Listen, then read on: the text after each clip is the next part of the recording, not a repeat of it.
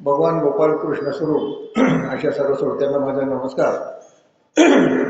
आणि इंग्रजी वर्ष का मराठी वर्ष याच्या वादात न पडता तुम्हाला सगळ्यांना हॅपी न्यू इयर.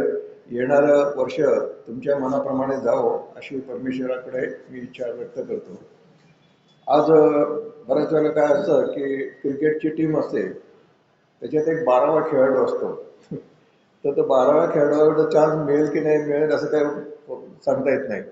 पण कधीतरी अशी इमर्जन्सी येते आणि त्या 12व्या खेळाडूला खेळायला चान्स मिळतो. तसं त्या काय झालं आहे म्हणायला काही हरकत नाही की अचानक आता त्यांनी सांगितलं की त्यांना येता येत नाही आहे. म्हणून मला विचारलं, थोडंसं हेक्टिक होत आहे, नाही असं नाही, पण तरी म्हटलं आपल्यातून सेवा होते ना, मग म्हटलं कशाला नाही म्हणायचं, म्हणून या ठिकाणी आलो आहे. तर आजचा विषय असा आहे, संत दासगणू महाराज चरित्र आणि कार्य. हा विषय मला वाटतं 3-4 महिन्यापूर्वी मी घेतला होता, पण त्यानंतर दुसरा काही विषय त्या ठिकाणी प्रासंगिक निघाला म्हणून तो बाजूला ठेवला. म्हटलं घेऊ नंतर. तर तो योग आज आला असं म्हणायला काही हरकत नाही. आता हे दासगणू महाराज कोण हे तुम्हाला काही लोकांना माहिती असेल, पण ठळक त्यांच्या बाबतीत सांगायचं म्हणलं की आपल्याकडे महाराष्ट्रामध्ये बहुतेक ठिकाणी गजानन विजय ही गजानन महाराजांची पोथी वाचली जाते. तर ती पोथी ज्यांनी लिहिलेली आहे ते संत दासगणू महाराज. त्यांचं पूर्ण नाव गणेश दत्तात्रय सहस्त्रबुद्धे. त्यांचे पूर्वज रत्नागिरी जिल्ह्यातील कोथोडेचे, तिथून करकमला आले, नंतर अहमदनगरला आले. त्यांचे पणजोबा मामलेदार होते, नंतर मग आजोबा पण मामलेदार होते. इतक्या मोठ्या घराण्यातून आले होते. वडिलांचं नाव दत्तात्रय, आईचं नाव सावित्री. जन्म आजोळी अकोळनेर, पौष शुद्ध एकादशी शके 1789 साली झाला, म्हणजे 6 जानेवारी 1868. आणि सूर्योदयाच्या वेळी झाला म्हणून त्यांच्या म्हणजे आईकडच्या आजोबांनी त्यांचं नाव सूर्योदय म्हणजे नारायण म्हणून ठेवलं. पण ते जेव्हा इकडं आपल्या स्वतःच्या घरी आले लहान बाळ, त्याला दासगणू महाराजांच्याकडे बघितलं त्या बाळाकडं, तर त्याचं पोट मोठं होतं आणि कान पण मोठे होते. आणि आहेत ते नंतर आपण चित्रामध्ये बघू शकता फोटोमध्ये. तर त्यावेळेला त्यांचे आजोबा म्हणाले की हा नारायण कुठला, हा तर गणपती आहे म्हणले. म्हणून त्यांचं नाव गणेश ठेवण्यात आलं. आणि तेच पुढं झालं गणेश, आणि गणेशच्या नंतर दासगणू झालं. असं साधारणपणे त्यांचं सुरुवात झाली. लहानपणी त्यांचं उन्हाळत्या फार असायचा. शिक्षण जेमतेम 4थीपर्यंत झालं आणि शाळा सुटली. आणि त्यांना 2 गोष्टी जन्मापासून येत होत्या म्हणायला काही हरकत नाही, की त्यांना शीघ्र कवित्व होतं. म्हणजे तुम्ही मी असं जसं बोलतोय गद्यात बोलतोय तसं मनात आलं तर फटाफट ते पद्यात सुद्धा बोलू शकत असं. इतक्या फटाफट त्या ठिकाणी ते ओवी असो, मग कधी पद असेल, अभंग असेल, ते फटाफट कवित्व शक्ती त्यांना होती.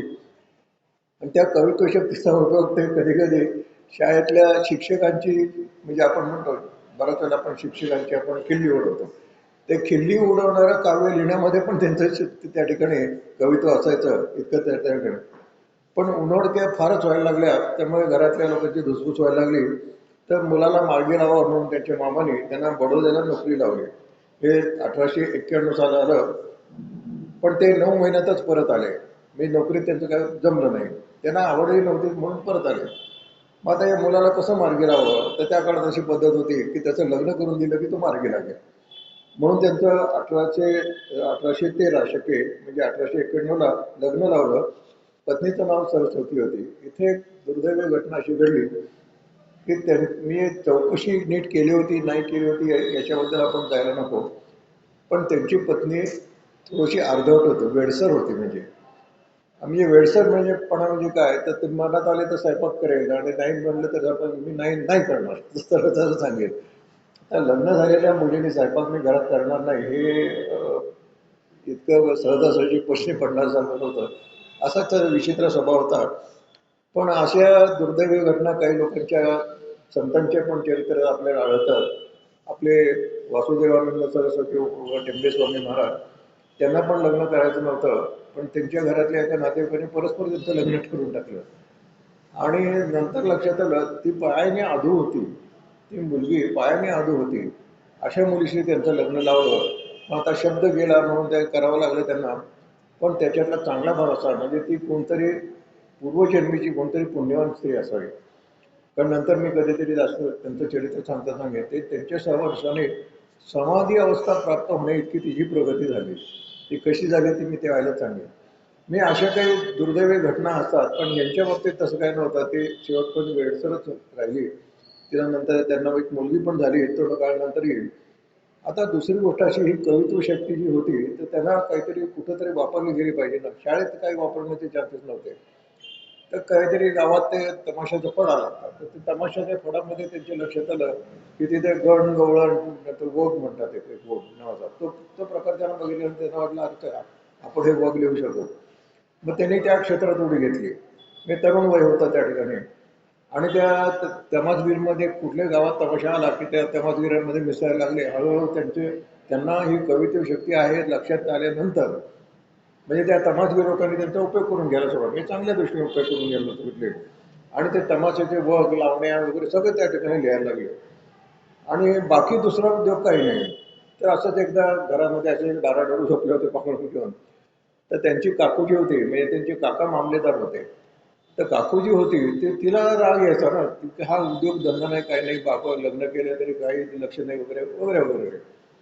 तर ती त्या दिवशी त्यांना काहीतरी बोलली, बोलाचाली वाढत गेली. आणि ती येथील काहीतरी म्हणाले, एवढा जर का तुला स्वतःची, तर म्हणला मी हे करीन ते करीन वगैरे काहीतरी म्हणले असतील ते. एवढं जर का तुला वाटतं तर स्वतः किमतीवर करून दाखव. तर ते म्हणजे मी करून दाखवतो म्हणजे घरातून बाहेर पडले. ते कायमच्याच भरले, रागाच्या भरात दोन्ही गोष्टी झाल्या. बाहेर पडले ते कायमचे बाहेर पडले. आणि त्यातून ते घर जे सोडलं त्याने, ते आयुष्यात परत घरी आले नाही. ते जरा थोडंसं विचित्र प्रकार घडला. पण ही सुद्धा विधी घटना असावी, आणि ही कशी असावी ते आपल्याला चरित्र जसं पुढे जाईल तसं लक्षात येईल. आता ते घरातून बाहेर पडले तर नगर, म्हणजे शहरामध्ये इथंच तिथं, म्हणजे आपण त्याला अहिल्यादेवी नगर म्हणतो, इथंच ते फिरत होते. त्या फिरत असताना ते नगरचे एक पोलीस सुपरिटेंडंट होते, त्यांचं नाव केनेडी आडनाव होते. ते ह्या सगळ्या फॅमिली मामलेदारांच्या घर म्हणजे ओळखत होते. त्यामुळे ते असे रस्त्यातून एकदा टांगेतून चालले तर त्यांना समोर हे असा इकडं वेड्यासारखा असं चालताना तो आपला गणेश दिसला. त्यांनी टांगा थांबवला आणि म्हणजे म्हणले, काय इथं काय रस्त्यात काय करतोस म्हणजे. तर पहिल्यांदा काही नाही उडवाडे, पण पोलीस लोक चाणक्य असतात, त्यांचे लक्ष देतं. त्याने जरा थोडंसं खडकसावून विचारलं असेल नक्की काय झालं आहे प्रकरण. त्या त्यांनी सांगितलं मी रागाच्या भरात आता घर सोडलेलं आहे, घरात परत जाणार नाही. म्हणलं खाण्यापिण्याचं काय. ते म्हणले नाही अजून काय नाही, उद्योगधंदा शोधतोय, कुठं मिळत नाही. तर आता हे गणेश दत्तात्रय शस्त्रबुद्धी हा तरुण म्हणजे गोरापांत होते, अंगाने चांगले धडधाकट होते. अशा धडधाकट माणसांना पोलिसांमध्ये डायरेक्ट घ्यायचे. म्हणजे त्यावेळेला आत्तासारख्या परीक्षा असं काही नव्हतं. तर त्याने विचारलं मग पोलिसात येतो का. ते म्हणले मी येतो. लगेच त्याला घेऊन गेले, त्यांना पोलिसात नोकरी पण दिली, बक्कल नंबर वगैरे सगळं दिला. पण आता हे झाल्यानंतर गावामध्ये आपली अब्रू जाईल हे त्यांच्या पण लक्षात आलं दासगणूच्या, की काका मामलेदार आणि पुतण्या स्वतः पोलीस शिपाई. म्हणून त्याने सांगितले मला पोलिसात तुम्ही नोकरी दिली चांगली, पण मला नगर गावामध्ये ठेवू नका, मला दुसऱ्या कुठल्यातरी गावामध्ये माझी बदली करा. ते म्हणजे ते पण काही हरकत नाही. आणि त्याप्रमाणे त्यांची त्या ठिकाणी बदली झाली. आणि पण हे सगळं चालू असून सुद्धा तमाशा चालू होता. श्रीगोंद्याला आले, श्रीगोंद्याला बदली झाली, तिथे तमाशा वगैरे ते सगळं चालूच होतं. तर श्रीगोंद्याला आल्यानंतर त्यांच्या जीवनात एक टर्निंग पॉईंट घडला म्हणायला काही हरकत नाही. 1894 साल होतं. त्यावेळेला इंग्रज सरकारने काही चांगल्या गोष्टी केल्या. त्याच्यातली एक चांगली गोष्ट अशी की इंग्रज सरकारच्या लक्षात आलं की आपल्याकडे अनेक घरं अशी आहेत की ज्यांच्या घरामध्ये जुन्या पोथ्या आहेत, त्या पोथ्यांमध्ये अगाध ज्ञान आहे, असं त्यांच्या लक्षात आलं. तर त्यांनी काही सरकारने काही लोकांना नेमले की तुम्हाला माहिती कळली तर त्या ठिकाणी जा आणि त्या पोथ्या जतन करण्यासाठी किंवा अभ्यास करण्यासाठी त्या ठिकाणी त्या ताब्यात घ्या किंवा त्या उतरवून घ्या वगैरे असं काहीतरी ॲक्टिव्हिटी चालू केली. तर त्याच्यासाठी त्यांचे याच्यामध्ये म्हणजे श्रीगोंद्यामध्ये एक ICS ऑफिसर, त्या काळातले ICS ऑफिसर आले होते. त्यांचं नाव वामन शास्त्री इस्लामपूरकर. ते वारकरी संप्रदायिक होते. आणि त्या ठिकाणी आबाशास्त्री बडगे म्हणून त्यांच्याकडे काही पोथे आहेत असं कळल्यामुळे ते त्या ठिकाणी आले होते. आता आल्यानंतर, आता एवढा मोठा अधिकारी आल्यानंतर त्याच्या जोडीला कोणतरी पाहिजे ना, म्हणून या गणेश दत्तात्रय सहस्त्रबुद्धे या पोलीस शिपायाची त्यांच्या दिमतीला नेमणूक झाली. आता खानावळीत एक दिवशी गेले असताना ते म्हणजे वामन शास्त्री पण आले होते खानावळीमध्ये, आणि हे पण गेले होते खानावळीमध्ये. दोघे एकमेकांना ओळखत नव्हते. बोलता बोलता गणेश आपले चरित्रनायक बोलून आले, कोण सरकारी अधिकारी आल्यावर काय केलं कटकटे वगैरे असं काहीतरी वेळाकडे बोलले असते. वामन शास्त्री काही बोलले नाही.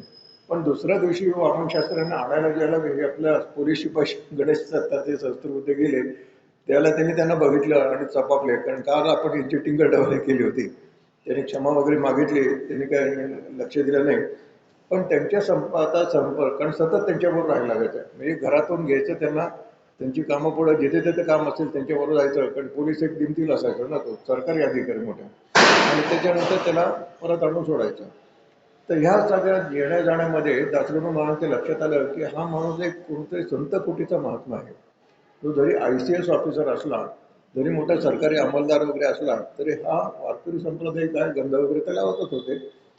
कारण काय, एकदा पूजेत त्यांच्याकडे लवकर जरा गेले, त्याला हे पूजा करत होते, आणि त्यांच्याकडे एक पांडुरंगाची मूर्ती होती, आणि त्या पांडुरंगाच्या मूर्तीची षोडोपचारी पूजा करत होते. आणि पूजा आमच्यासारखी नाही, एक वाहून टाकली त्याला पूजा उरकून टाकली असं आपण म्हणतो.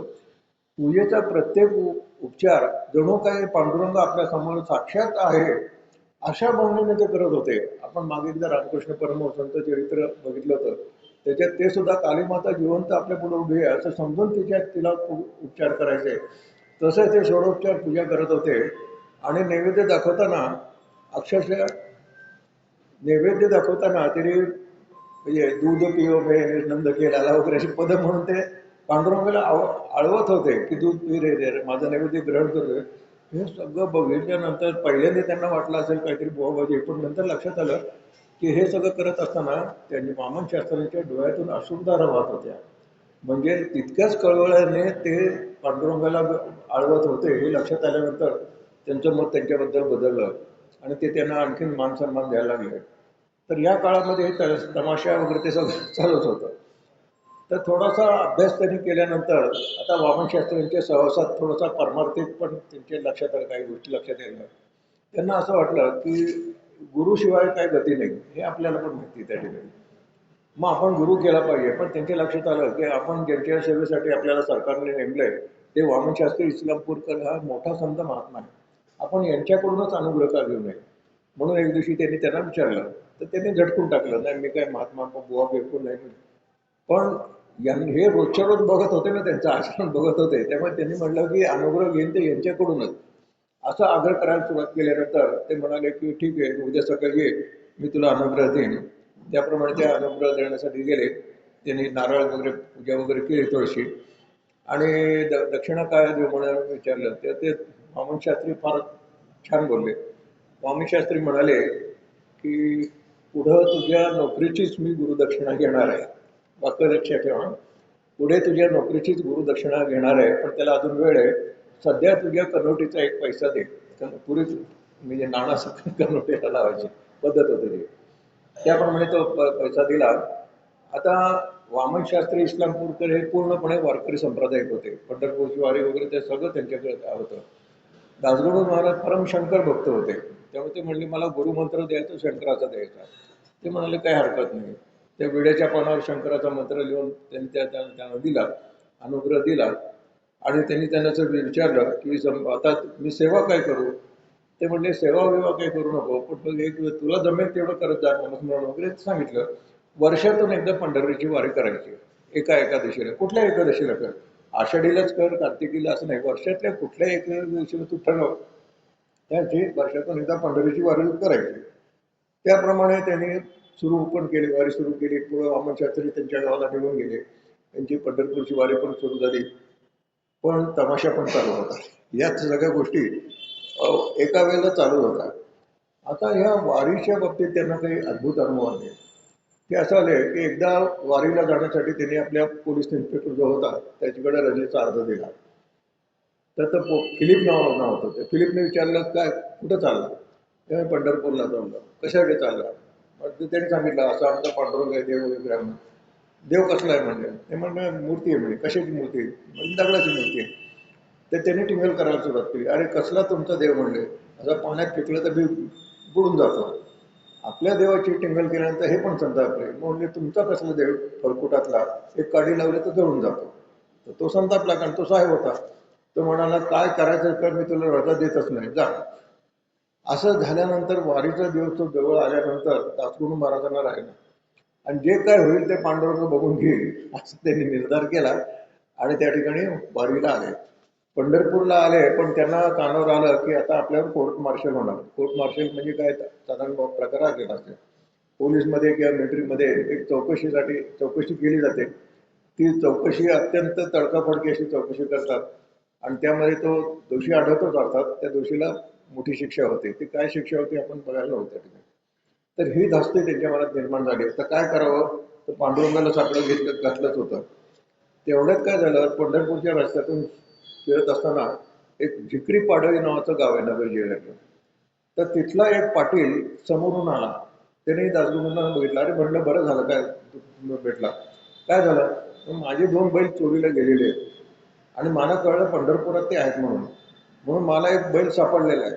पण आता त्या माणसाकडून तो बैल माझ्या ताब्यात घ्यायचा असेल तर पोलीस तर सिद्ध पाहिजे ना.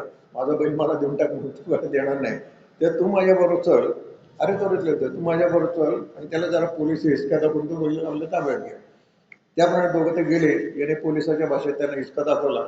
म्हणजे मारामारी वगैरे काय झाले नाही, पण काय जे बोलणं चालू झालं असतं, तो बैल मिळाल्यानंतर दुसरा बैल कुठे त्यालाच आणखीन दमात घेतल्यानंतर ते दुसरा बैल कुठं होतं ते पण सांगितलं. दोन्ही बैल ताब्यात घेताना दासगुरू महाराजांनी सांगितलं, हे सगळं काम मी तुला मदत केलेली आहे, पण आता तू असं कर की गणेश दत्तात्रेय शस्त्रबुद्धे पोलीस शिपाई बक्कल नंबर अमुक अमुक हा माझ्या बैलाच्या चोरीच्या शोधासाठी पंढरपूरला आला होता. त्याने हे दोन्ही बैल मला शोधून दिले, माझे माझे ताब्यात दिले. याबद्दल मी पोलीस खात्याचा आणि गणेश दत्तात्रेय शस्त्रबुद्धे याचा आभारी आहे, असं ते पत्र लिहिलं. आणि त्या पत्रावर पंढरपूरच्या पोलीस पाटलाची सही घ्यायची, कारण ते सिद्ध करायला पाहिजे ना मी काही नाही त्या ठिकाणी. ते सगळं सोपस्कार केलं आणि हे लेटर रेकमेंडेशन आणि परत ते शिफारस पण केली होती. हा गणेश दत्तात्रेय सहस्त्रबुद्धे अतिशय हुशार पोलीस आहे वगैरे वगैरे काय हुशार. हे सगळं घेऊन त्या ठिकाणी आले. तर मधल्या भागामध्ये फिलिपने यांच्या रिपोर्ट केला होता की हा गणेश दत्तात्रेय सहस्त्रबुद्धे न सांगता निघून गेलेला आहे, तर याची कोर्ट मार्शल करून त्याला ती शिक्षा व्हावी, हा रिपोर्ट त्यांनी केला होता. पण आता गणेश दत्तात्रेय शस्त्रबुद्धे ते ड्युटीवर हजर झाले, ते रेकमेंडेशन लेटर घेऊन आले की याला बढतीसाठी याचा विचार करावा म्हणून, अत्यंत प्रामाणिक म्हणून. आता काय करायचं, आपण तो रिपोर्ट देणं भाग आहे. तर तो रिपोर्ट त्या फिलिप्सला वरिष्ठांकडे पाठवायला लागला. तर ते गणेश दत्तात्रेय शस्त्रबुद्धे या पोलिसावर काय कायदेशीर बडगा होण्याच्या ऐवजी उलट त्यांनी त्या फिलिपला दम दिली की तुला माणसांना नीट वागवतात नाही वगैरे वगैरे. पण ह्या प्रकारातून झालं काय की त्यांची पांडुरंगावर श्रद्धा बसली की आपण जर का आपण म्हणतो ना तळमळीने परमेश्वराला साथ धरली तर परमेश्वर आपल्याला मदत करतो. त्याच्यामध्ये पांडुरंग पण आहे आणि आपल्या सद्गुरूंचे आशीर्वाद पण आहे. हे दोन्ही त्यांच्या गोष्टी लक्षात आल्या. त्याच्यानंतर आचरणात फरक पडला. म्हणजे ते पण सांप्रदायिक म्हणजे व्यवस्थित वागायला लागले. पण तमाशा चालूच होता. तुम्ही म्हणाले हे सारखं सारखं वाक्य का चालतात, कारण हे परिवर्तन कसं झालं हे समजून सांगण्यासाठी मी तुम्हाला सांगतो की अजूनही त्यांचा तमाशाचा प्रकार चालत होता. तर आता यानंतर या दोघांची गुरु शिष्यांची 1-2दा भेट झाली. दुसऱ्या भेटीच्या वेळेला ते मद्रासकडे ते राहणारे होते, ते नगरला आले आणि ते म्हणले माझ्याबरोबर मी आता काशीला जाऊन देहविसर्जन करणार आहे. म्हणजे त्यांना पाहिजे तेवढं देहविसर्जन करण्या इतकी त्यांची साधनेची पातळी त्यांनी गाठली होती असं म्हणायला काय हरकत नाही. ते म्हणले माझ्याबरोबर चल, मी याला काशीला जाऊन देहविसर्जन करणार आहे. तर त्यांना ते म्हणले मला एवढी रजा मिळणार नाही. ते म्हणले ठीक आहे भुसावळपर्यंत चल माझ्याकडून. तिकीट पण यांनीच काढलेलं. भुसावळपर्यंत दोघं जण गेले. दोघांचं काय गुरु शिष्यांचं संवाद काय झाला माहिती नाही. परंतु ज्यावेळेला त्यांनी सांगितलं की मी आता देहविसर्जन करणार आहे, मी आता काही परत येणार नाही म्हणून, तर त्याने विचारलं की मी तुमच्याकडून अनुग्रह घेतलाय, आता माझा सांभाळ कोण करेल, म्हणजे गुरु या नात्याने माझा सांभाळ कोण करेल. त्या ते वाक्य बोलून गेले की तू काय काळजी करू नको, शिर्डीचे साईबाबा योग्य विभूती आहेत, ते तुला मार्गदर्शन करतील. आता त्यावेळेला शिर्डीची साईबाबा यांची ख्याती त्यावेळेला सुरुवातीच्या काळाला विक्षिप्त माणूस अशीच होती त्या ठिकाणी. पण त्यांनी सांगितलं बरं म्हटलं ते काय हरकत नाही. आणि दासगणू महाराज आपले परत आपल्या ड्युटीवर हजर राहिले. ते काशीला गेले. काशीला त्याने देहविसर्जन खरोखरच केलं. पण काही दिवसांनी एक परीक्षेचा प्रसंग आला. कसा आला की पोस्टाने दासगणूंच्या नावाने एक लिफाफा आला. या गणेश शास्त्री म्हणजे वामन शास्त्री यांना मुलबाळ काही नव्हतं. प्रचंड संपत्ती होती. ICS ऑफिसर होते त्या काळातले, मुलबाळ काही नाही, प्रचंड संपत्ती होती. आणि दासगणूंशिवाय दुसरा शिष्य पण नव्हता त्यांना. त्यामुळे त्यांनी आपली सगळी इस्टेट दासगुरूंच्या नावाने करून रजिस्टर्ड, अगदी काय म्हणा कोर्ट कचेरीचं सगळं ते स्टॅम्प पेपर वगैरे सगळं हे सगळं त्या दासगुरूंच्या नावाने करत आहे असं त्या ठिकाणी त्यांनी मृत्यूपत्र त्या ठिकाणी त्यांच्या नावाने आलं. आल्यानंतर त्यांना पण आश्चर्याचा धक्का बसला. पण तेवढ्यात दुसरी गडबड झाली की याला काय प्रॉब्लेम येऊ नये म्हणून त्यांनी आपल्या पत्नीला पण ते पाठवलेलं होतं. त्या मृत्यूपत्राची प्रत तिला पण पाठवली होती. त्याच्यात हा गणेश दत्तात्रय सहस्त्रबुद्धे नाव बिव पत्ता बित्ता सगळं होता. तर ती तिच्या माहेरच्या माणसांना घेऊन इकडं नगर गेला, श्रीगोंद्याला आले. आणि ती तर संतापलेलीच होती. कोण त्याला काळाचा गोरा बघितला नाही, हा कोण उपट कुंभ, आणि ह्याच्या नावाने म्हणजे माझ्या नवऱ्याने मला एक दिडकी ठेवली नाही, पण ह्याला सगळं देऊन टाकलेलं आहे. ते संतापाने चालले, तिच्याबरोबर ते लोक पण होते.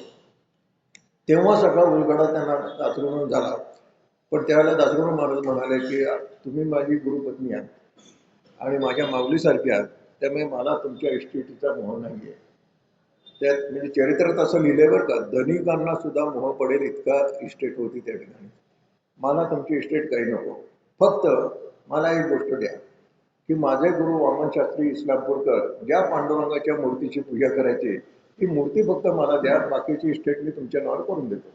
त्यांच्या दृष्टीने फारच स्वस्तातला सौदा होता, कारण त्यांना काय त्या मूर्तीचं काय घेणं नव्हतं. म्हणजे ती भाविक असेल पण त्या मूर्तीसाठी मी इस्टेटीवर पाणी सोडावं असं काही नव्हतं. त्यामुळे त्यात कायदेशीर कागदपत्र झाले. दासगणूने ती सगळी इस्टेट आपल्या गुरुपत्नीच्या नावाने केली. ते पांडुरंगाची मूर्ती त्यांच्याकडे आली. ती मूर्ती शेवटपर्यंत त्यांच्याकडे होती. आता ती मूर्ती गोरटे इथं दासगणू महाराजांचा आश्रम आहे, तिथं आपल्याला बघायला मिळते. असा तो त्या ठिकाणचा एक म्हटलं तर चमत्कार, म्हटलं तर एक शिष्याची परीक्षा घेतली असं म्हणायला काही हरकत नाही. आता हे झाल्यानंतर म्हणजे श्रीगोंद्यावरनं त्यांची जामखेडला बदली झाली. आता जामखेडला आणखीन एक त्यांच्या टर्निंग पॉईंट झाला. एक टर्निंग पॉईंट काय झाला, त्यांना गुरुचा अनुग्रह झाला, त्यानंतर त्यांची परीक्षा पण झाली त्या ठिकाणी. आता जामखेडला आणखीन एक टर्निंग पॉईंट असं झाला की त्या काळामध्ये समाजामध्ये दोनच कर्ममुखी साधने होती. म्हणजे एक तर तमाशा होता आणि एक तर कीर्तन होतं. तेव्हा गावात कीर्तन तरी असायचं नाही तर तमाशा असायचा, आणि दोन्हीकडे लोक जायचे. म्हणजे प्रतिष्ठित लोक सुद्धा तमाशात जायचे आणि तिथल्या तमाशातले लोक सुद्धा कीर्तनात येऊन बसायचे. असं म्हणजे त्या काळची तशी परिस्थिती होती. तर एकदा त्याप्रमाणे दासगणू महाराज एका ठिकाणी कीर्तन होतं म्हणून कीर्तनाला गेले. तर त्या ठिकाणचा त्या दिवशी कीर्तनकार आला नाही. आज जसे आले नाही कीर्तनकार आला नव्हता.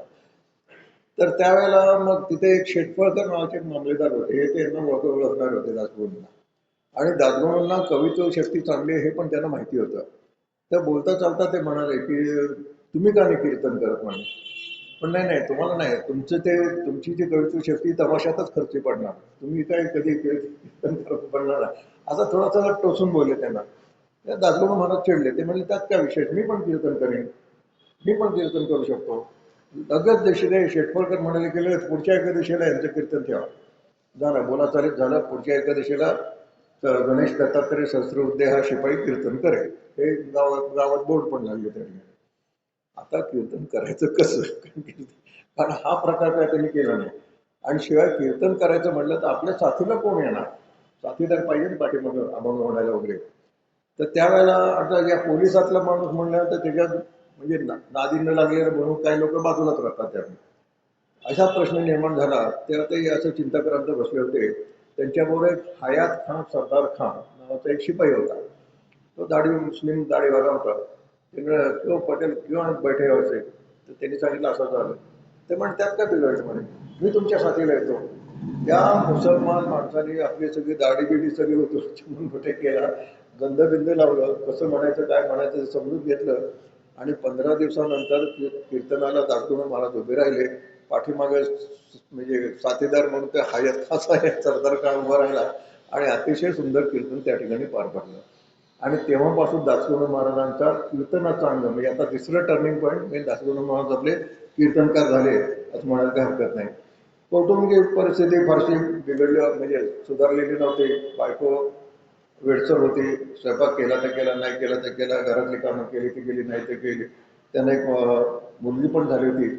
पण दासगणू महाराजांचं आचरण अत्यंत सुंदर असल्यामुळे त्या तमाशातल्या ज्या महिला होत्या त्या यांच्या घरी येऊन स्वयंपाक करायच्या त्यांना जीव घालण्यासाठी. म्हणजे त्यांच्यावर एवढं प्रेम होतं त्याच्याने, कारण त्यांचं आचरण पण चांगलं होतं. आणि त्यांना ज्यावेळेला कळलं की याची बायको वेडसर आहे, यांना जर जेवायला पण मिळत नाही, तेव्हा त्या बायका येऊन त्या ठिकाणी चरित्रात उल्लेख आहे, त्या बायका येऊन त्या ठिकाणी मदत करत असत. आणि याच्यामध्ये एक ओवी आहे, बहुदुःख भोगिले जेणे त्यासीच परमार्थ बाणे, संसार दुःखाचे गुणे परमार्थ उपजे. एखाद्या माणसाला खूप दुःख भोगायला लागलं तर त्याची वृत्ती चटकन परमार्थाकडे वळते आणि भोगलेली दुःखच त्याला परमार्थाकडे घेऊन जातात, अशी रामदास स्वामींची ओवी आहे. तसंच काहीतरी घडत झालं असं हरकत नाही.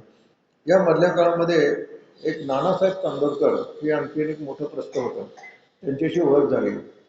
आणि हे नानासाहेब चांदोरकर साईबाबांचे परम भक्त होते. त्यांच्याकडून कळल्यानंतर मग दासगुरू महाराज म्हणले, आपले गुरु तर म्हणले होते की त्यांच्याकडे जा. तर त्यांनी विचारलं तर ते म्हणजे चला, मी पुढच्या वेळेला जायचं केलं तर मग घेऊन जाईल.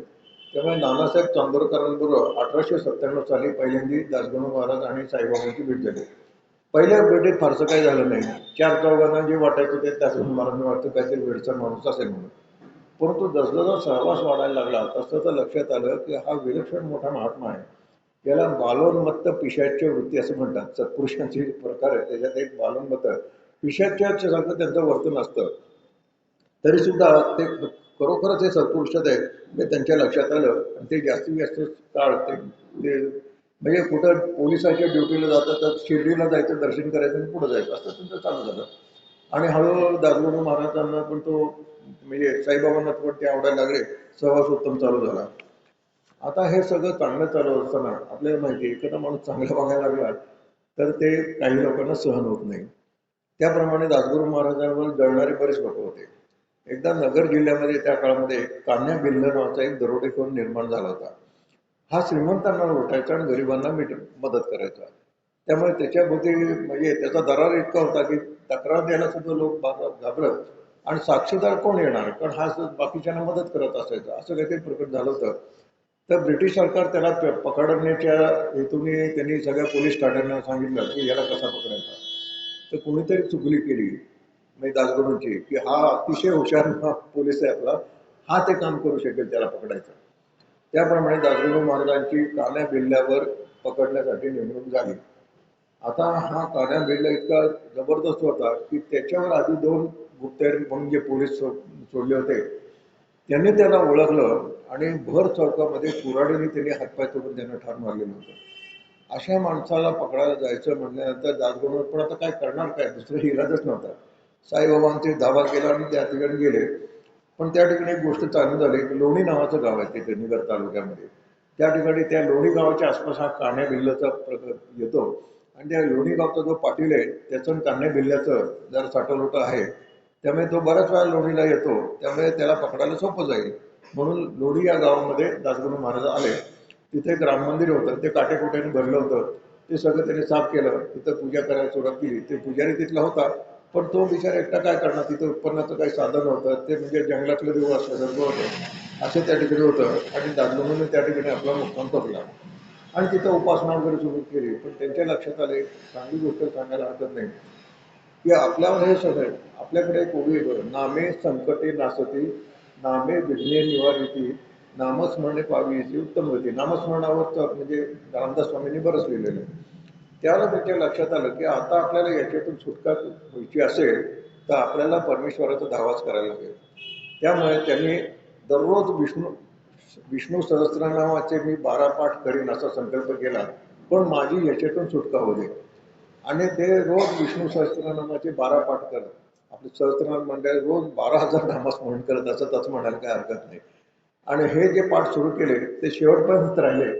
ते पुढचं आणखी काय प्रकरण नंतर सांगितलं त्या ठिकाणी. तर या ठिकाणी तो कान्हेबिल्ला एक दिवशी आला. त्याला पण बातमी लागली होती की आपल्या मागावर एक पोलीस आलेला आहे. तो त्या पाटलाला घेऊन यांच्याकडे आला आणि यांना बघितल्यानंतर म्हणाले की हाच तो माणूस दिसतोय. म्हणून ते दरवाजाने विचारायला सुरुवात केली. ते सांगितलं मी रामदासचे वगैरे, रामदासचे ड्रेस वगैरे सगळा होता त्यांच्या अंगावर. तर त्याने तो फार हुशार होता. त्यांनी सांगितलं तुमच्या पायावर घट्टे कसे. पोलिसांना पूर्वी सँडल असायचे बघा, तुम्हाला जर आठवत असेल. त्या सँडलच्या पायाला घट्टे पडायचे ना, पायावर घट्टे कसे. ते म्हणले नाही नाही मी कोकणातला आहे, कोकणामध्ये आम्ही वाहनात वापरतो त्यामुळे असे घट्टे पडलेले वगैरे वेळ मारून दिली. पण त्याचा काय संशय जात नव्हता. नंतर त्या पाटलाने त्यांना सांगायला सुरुवात केली की हा खूप चांगला महात्मा आहे वगैरे अमुक वगैरे. तर त्याला काय वाटलं कोण म्हणे म्हणजे पुतळ्याची माळ सोन्याची त्यांनी त्यांना दासगणू महाराजांना दिली. आता परत निष्कांचन वृत्ती होती त्यांची, त्यामुळे त्यांनी तो पुजारी जे होते त्या पुजाऱ्यांना सांगितलं, हे ही सोन्याची माळ मोड, त्याच्यातून जे पैसे येतील त्यातून आपण या देवाचा जीर्णोद्धार करू आणि उरलेले पैसे तुझ्याकडेच ठेवून दे, तू पूजा अर्चेसाठी तू वापरत जा. अशा तऱ्हेने ते सोन्याची माळ मिळूनही त्यांनी त्याचा विनियोग त्याच्यासाठी केला आणि या राम मंदिराचा जीर्णोद्धार केला. ते आजही तिथे त्या ठिकाणी आहे. एकदा तरी सुद्धा त्यांना संशय आला, तो पुन्हा त्यांच्याकडे आला आणि त्यांनी त्याच्यावर चक्क बंदूक रोखली आणि त्यांनी सगळं सांगितलं, दासगणू गणेश दत्तात्रय सहस्त्र होते, अमुक पोलीस चौकीतला बक्कल नंबर अमुक अमुक, हे सगळी माहिती तुम्ही सांगितली, बोलतो आहेच की नाही पोलीस. ते म्हणले, परत त्यांनी सांगितलं पोलीस वगैरे काही नाही. ते म्हणले, आता मी तुला पकडलेलं, आता मी तुला गोळी घालून ठार मारणार, तुला काय बोलायचं असेल तर बोल. त्यांनी त्या रामाच्या मूर्तीवर धाव घेतली, रामाच्या पायावर डोकं ठेवलं. त्यांनी त्या कान्ह्याला सांगितलं की मी देवाच्या पायावर डोकं ठेवतो आणि तुला बंदूक चालवायची असेल चालव, मला निदान मरण येईल ते देवाच्या पायावर येईल. त्याला काय देवाचं पाय वगैरे काय घेणं नव्हतं. त्यामुळे त्यांनी त्या ठिकाणी रामचंद्राचा टाक्षाचे टावं फोडून त्यांनी तिच्या पायावर लोळून घेतले मूर्तीच्या आणि ते टावं फोडल्यानंतर नाही म्हणलं तरी या कान्ह्यावर परिणाम झाला. त्याला तो म्हणाला की एवढा म्हणजे जर का नाटकी माणूस असला तर एवढा टाहा फोडला नसता त्याने, हा खराब दिसतोय म्हणून. मग त्याच्या मनात थोडीशी संभ्रम अवस्था निर्माण झाली. त्यानंतर त्या पाटलाला म्हणाला, याच्यावर लक्ष ठेवा, याला जाऊन देऊ नका, आणि तो निघून गेला. आता हे जीवावरचं संकट टळल्यानंतर पुन्हा त्यांचा आपल्या नामस्मरणावर विश्वास दूर झाला. नंतर आणखी एक दोन प्रसंग असे घडले, पण त्या प्रसंगातून तो सटकला. म्हणजे कान्ह्या बिल्ल्याला म्हणजे ट्रॅक व्यवस्थित लावला होता, पण तो सटकला आणि उलट जाताना 2 पोलिसांना त्याने ठार केलं होतं. आता ह्या सगळ्या प्रकरणातून सुटका त्यांना पाहिजे होती. आता काय झालं, सरकारने त्यांना एक पिस्तूल पाठवलं. ते म्हणले, ह्याला पकडता येणं शक्य येत नसेल तर हा ज्यावेळेला तुमच्याकडे येईल त्यावेळेला चक्क तुम्ही त्याला पिस्तुलाने ठार करा. आता धर्मसंकट आलं. पकडून देणं ही गोष्ट वेगळी आणि एखाद्याला ठार करणं, त्यातून आपण ब्राह्मण, आपण कधी हत्या करत नाही वगैरे. त्यांच्यावर धर्मसंकट आलं, पिस्तूल वगैरे सगळं आलं होतं. त्यावेळेला त्यांनी त्या नानासाहेब चांदोरकरांकडे धाव घेतली. त्यांना सांगितलं, असं असं झालं. ते म्हणाले, काय काळजी करू नका. नगरचे जे सिव्हिल सर्जन, म्हणजे त्यावेळेला असं म्हणजे एक एक जिल्ह्याचे एक सिव्हिल सर्जन असायचे, तर त्यांना त्यांनी सगळी स्टोरी सांगितली आणि ते म्हणले, तुम्ही तुमच्या अखत्यारीत असं लिहून द्या की हा माणूस हार्टली वीक आहे, हा उलट असं धाडस करायचं झालं तर आपल्याला हार्ट फेल होईल, तो कान्ह्या बिल्ला तर लांबच राहिला. असं सर्टिफिकेट दिलं. ते सर्टिफिकेट त्यांनी दिलं, म्हणजे वरिष्ठांना दिलं आणि त्यांची त्या याच्यातून सुटका झाली आणि त्यांची दुसरीकडे बदली झाली. पुढे कान्हा बिल्ल पकडला गेला वगैरे ते सगळं आपण नंतर बघू त्या ठिकाणी. परंतु ह्या सगळ्या प्रकरणामध्ये त्यांची ईश्वरावरची श्रद्धा जवळ झाली. साईबाबांबरोबर येणं जाणं होतच असतं.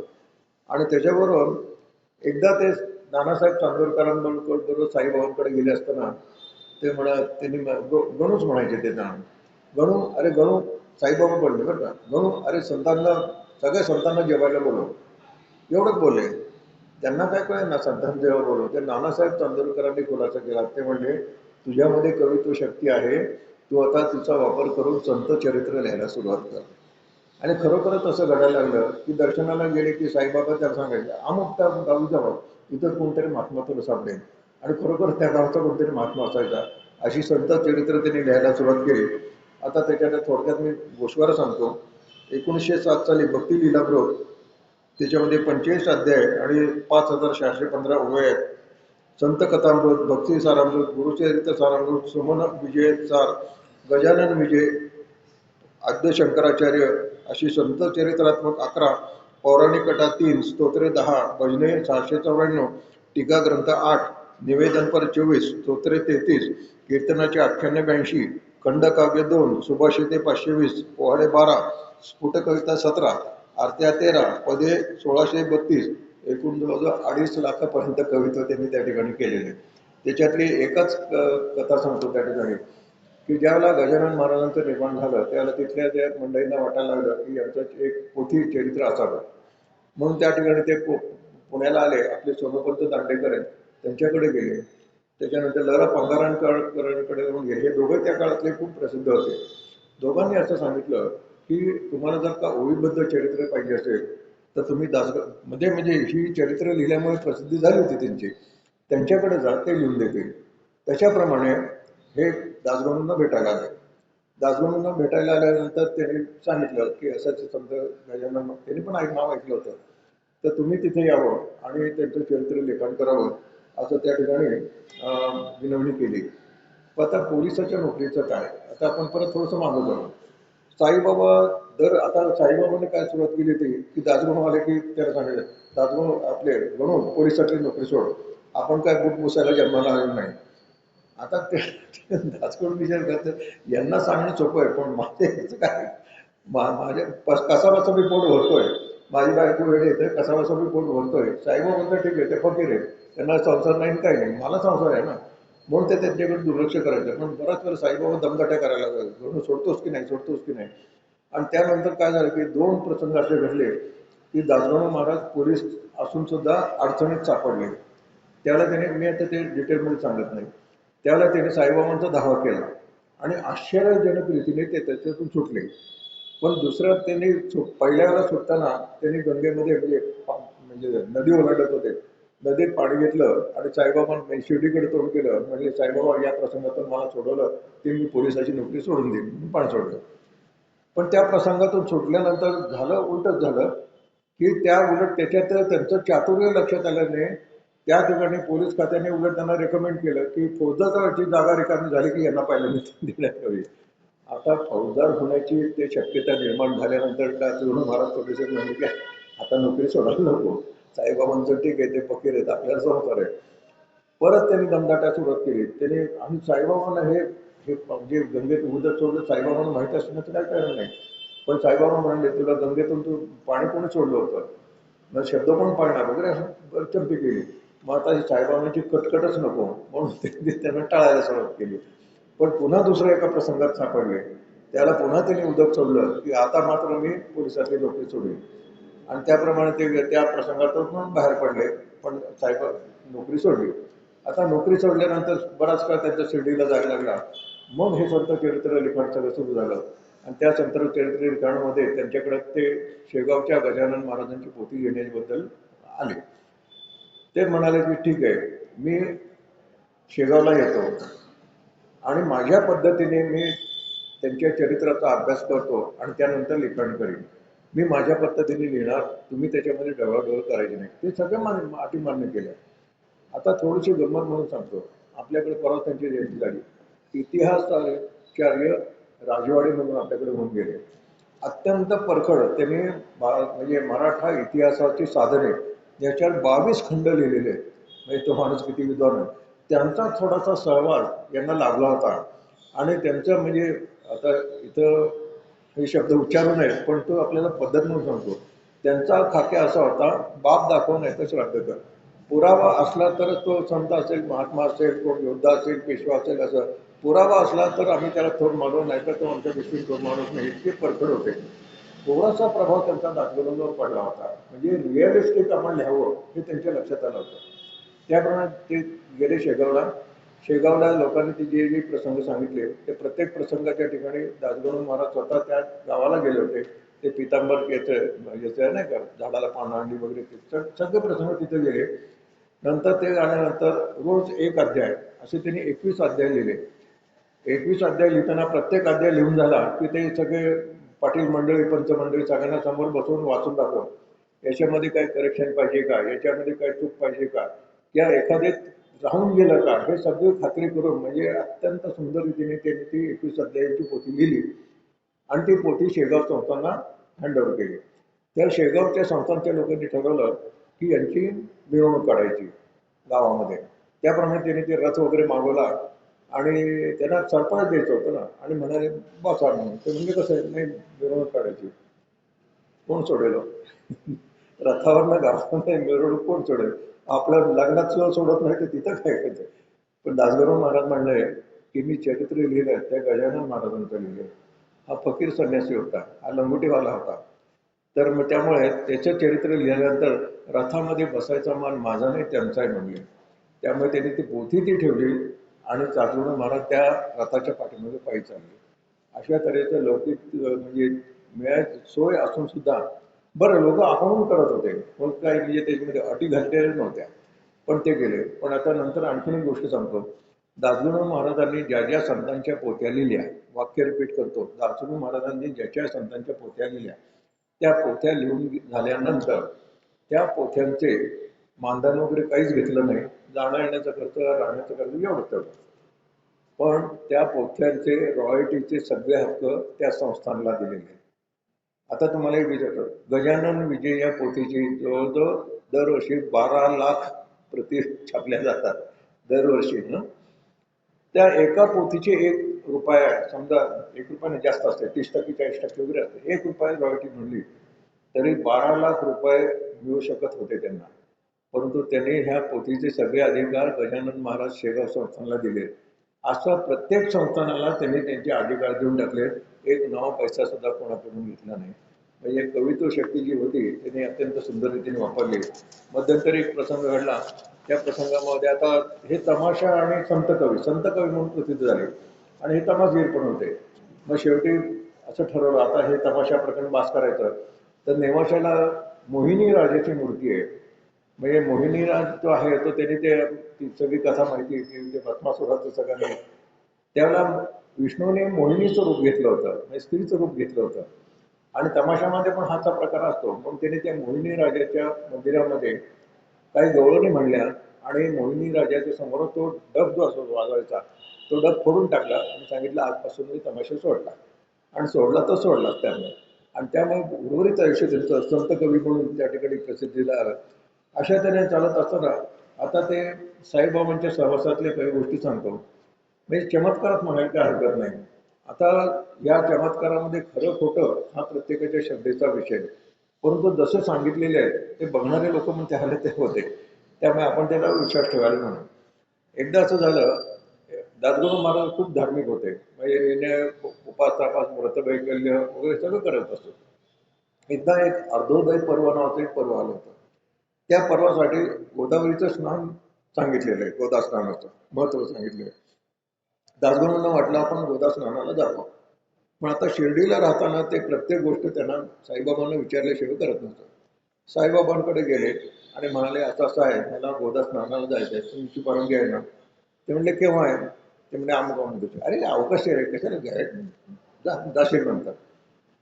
2 दिवसांनी विचारले परत, अरे जाशील नंतर. आणि शेवटी तो दिवस उजाडला. आता त्यांना लक्षात आलं की आता अंतराचा विचार केला तर आपण गोदास्नान काय शक्य होणार नाही.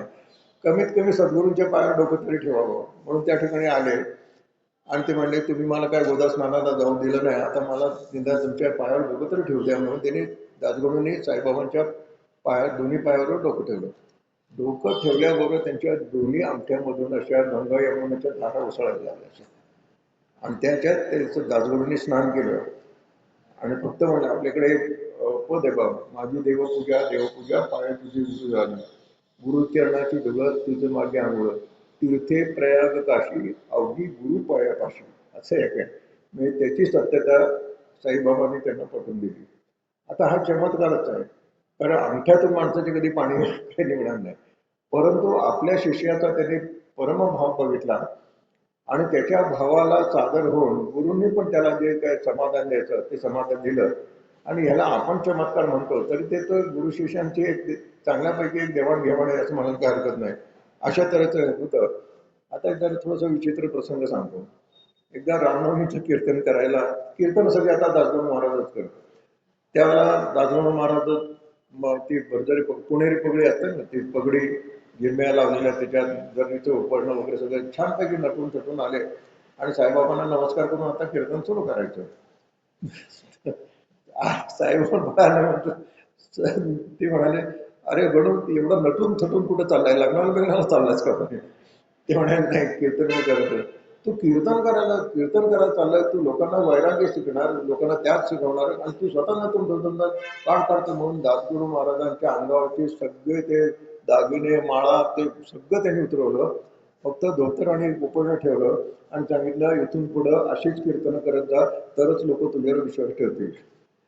आणि दासगणू महाराजांनी अक्षरशः हजारो कीर्तनं, पुण्यात पण हजारो कीर्तनं, अंगावर फक्त खाली धोतर आणि वरती उपरणं, वरती काही नाही, माळ नाही, काही नाही, जे काही दानवबिनो असेल तेवढं अशी हजारो कीर्तनं केली. म्हणजे गुरूंचं वचन किती पाळलं जातं हे आपल्याला बघायला मिळतं.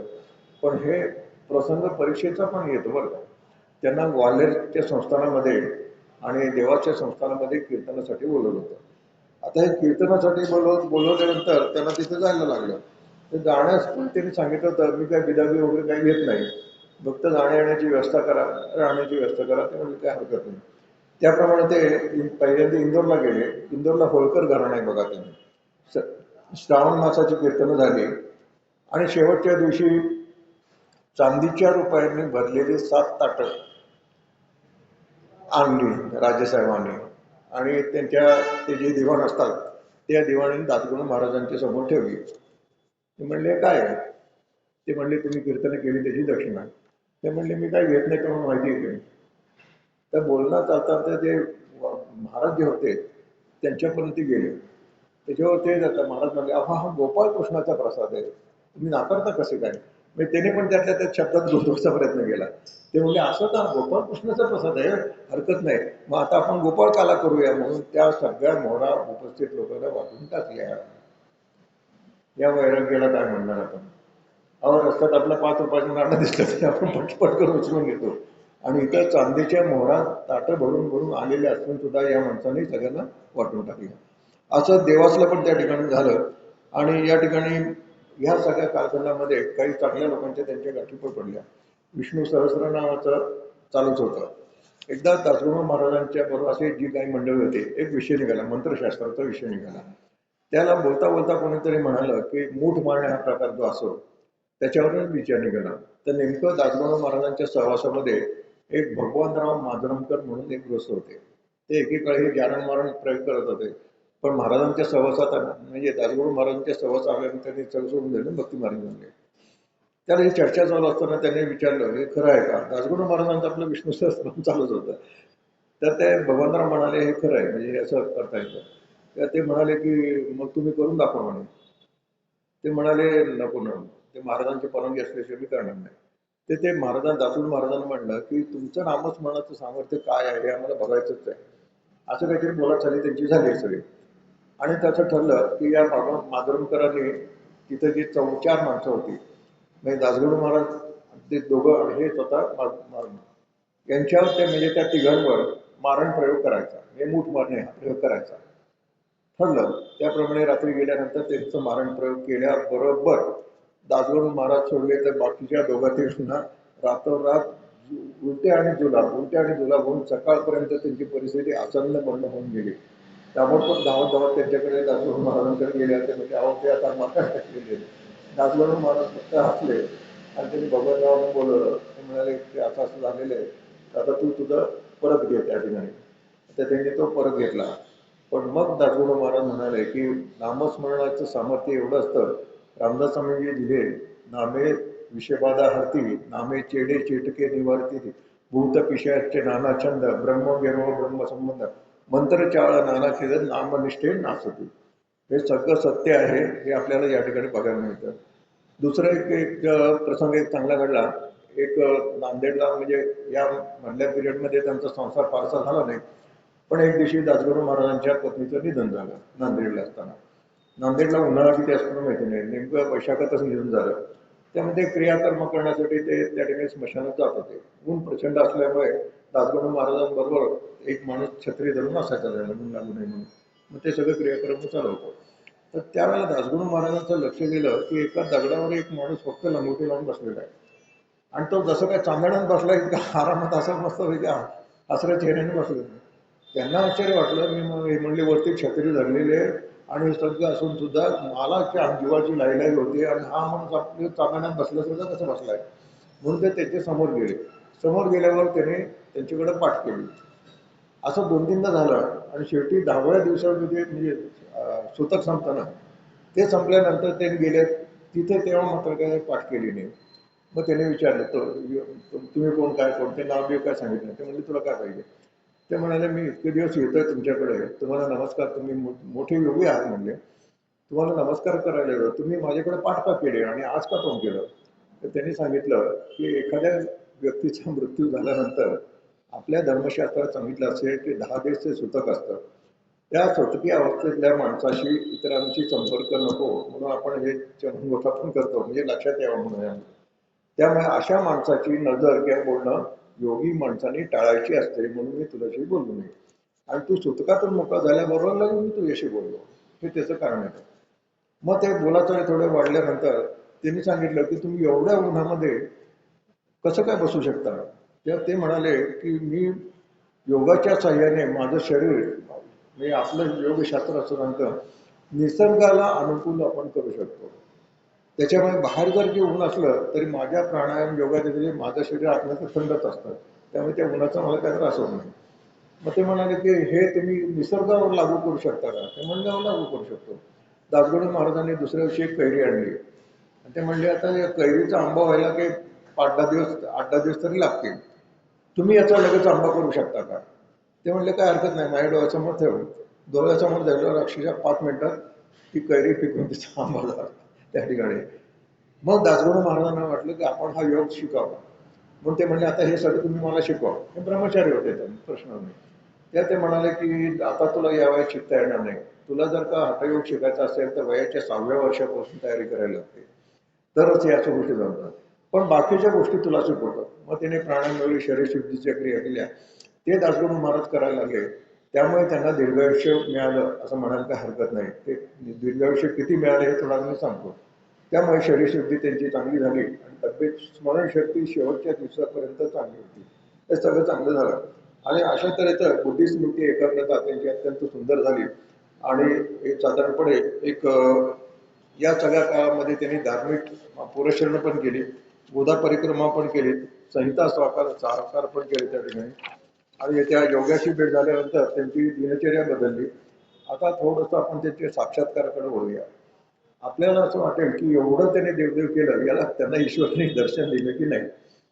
हा साक्षात्कार आता चरित्राचा भाग सांगतो. दासगणू महाराजांचं चरित्र जे आहे ते त्यांचे शिष्य एक दामोदर नावाचे होते, ते लवकर गेले. त्यांचे चिरंजीव अनंतराव आठवले, म्हणजे हे स्वामी वरदानंद भारती संन्यास घेतला, ते उत्तर काशीला त्यांनी देह ठेवला. ते वरदानंद भारतीने त्यांचं चरित्र लिहिलं. त्या चरित्रात त्यांनी असा प्रसंग लिहिला आहे की बऱ्याच वेळेला आम्हाला पण वाटायचं की महाराजांना साक्षात्कार झाला की नाही परमेश्वराचा. तर त्यावेळेला त्यांना एक प्रसंग कळला.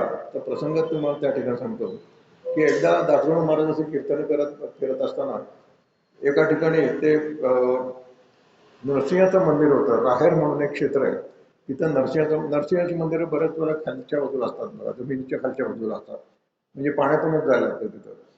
तसं एक ते मंदिर होतं. तर दासगणू महाराजांना कळलं की इथं नरसिंहाचं मंदिर आहे. मग ते कीर्तन वगैरे झाल्यानंतर त्यांनी सांगितलं आपण उद्या याची महापूजा करू आणि मग जाऊया. त्याप्रमाणे महापूजा वगैरे केली. त्यावेळेस दामोदर म्हणजे अनंतरावांचे वडील पण त्या ठिकाणी होते, आणखी 4-5 माणसं त्यांच्याबरोबर होती. पूजा झाल्यानंतर दासगणू महाराज म्हणले की मी विष्णू सहस्त्रनाम म्हणतो आणि मग बाहेर येतो, तुम्हाला पाहिजे तर बसा नाही तर जा. तर ते म्हणत बसले तिथं.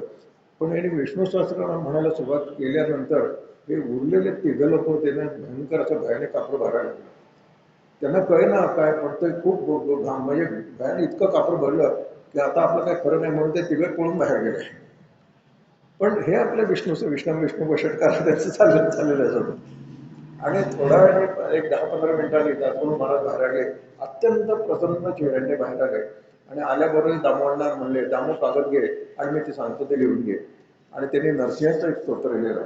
राहेर क्षेत्र अतिपवित्र गोदातरी, नांदतो तिथे सदैव वाहणार केसरी. मग नरसिंहाचं बाकीचं वर्णन. शेवटचं चरण महत्वाचं आहे. प्रल्हाद पाय वंदिता शांत झाला, तो नारसिंह म्या सिंहासनी पाहिला. असं चरण तिथे लिहिलेलं होतं. तो नारसिंह म्या सिंहासनी पाहिला. याचा अर्थ उघड उघड त्यांनी सांगितलं होतं. पण लोकांना वाटलं नॉर्मली असं चरण नाही का, त्यामुळे पण नंतर ज्याला उलगडा झाला की त्याला अनंतरावांनी त्यांना विचारलं की नक्की काय घडलं होतं. ते फक्त हसले. त्यांनी असं सांगितलं मला नरसिंहाने दर्शन दिलं, हे असं काय सांगितलं नाही त्याने. पण सगळ्यांनी ओळखलं, कारण आधीची अवस्था कशी होती की ईश्वराची दर्शन व्हावं म्हणून अत्यंत तळमळ त्यांची चालली होती. बऱ्याच वेळेला कीर्तनात म्हणा किंवा इथे प्रवचनात म्हणा त्यांच्या डोळ्यातून अश्रुधारा व्हायच्या, परमेश्वर का दर्शन देत नाही म्हणून. पण त्या दिवसानंतर मात्र हा सगळा प्रकार बंद पडला आणि अत्यंत तृप्त, म्हणजे हसण्याची राहिले पुढचं सगळं त्यांचं आयुष्य त्या ठिकाणी गेलं. याचा अर्थ दासगणू महाराजांनी नरसिंहांनी त्यांना दर्शन दिलं होतं. पण हे दर्शन उग्र स्वरूप, नरसिंह उग्र आहे, उग्र स्वरूपातलं होतं. त्यामुळे ह्या तिघांना सहन होण्यासारखं नव्हतं. म्हणून त्यांना भीती वाटली आणि ते बाहेर गेले. ते बाहेर गेल्यानंतर स्वतः नरसिंह त्या ठिकाणी प्रकट झाले आणि त्यांनी दासगुरू महाराजांना दर्शन दिलं. इतकं आपण त्याच्यातून अर्थ काढू शकतो. असं सुंदर जीवन घडत घडत हे साधारण साक्षात्काराचा 1920 साली त्या ठिकाणी झाला आणि दासगणू महाराज 1962 मध्ये त्यांचं निर्याण झालं. वय 94 वर्षे. म्हणजे ज्या योगाच्या क्रिया त्या योगियांनी सांगितल्या होत्या त्याचा फायदा किती झाला, दीर्घायुष्य मिळालं. वय 94 वर्ष आणि दिवस होता ज्ञानेश्वर महाराजांचे समाधी दिन आहे, जसं त्रयोदशीचं दिन, ती स्थिती चालू होती आणि 25 नोव्हेंबर 1962 या दिवशी दासगणू महाराजांनी त्या ठिकाणी देह ठेवला.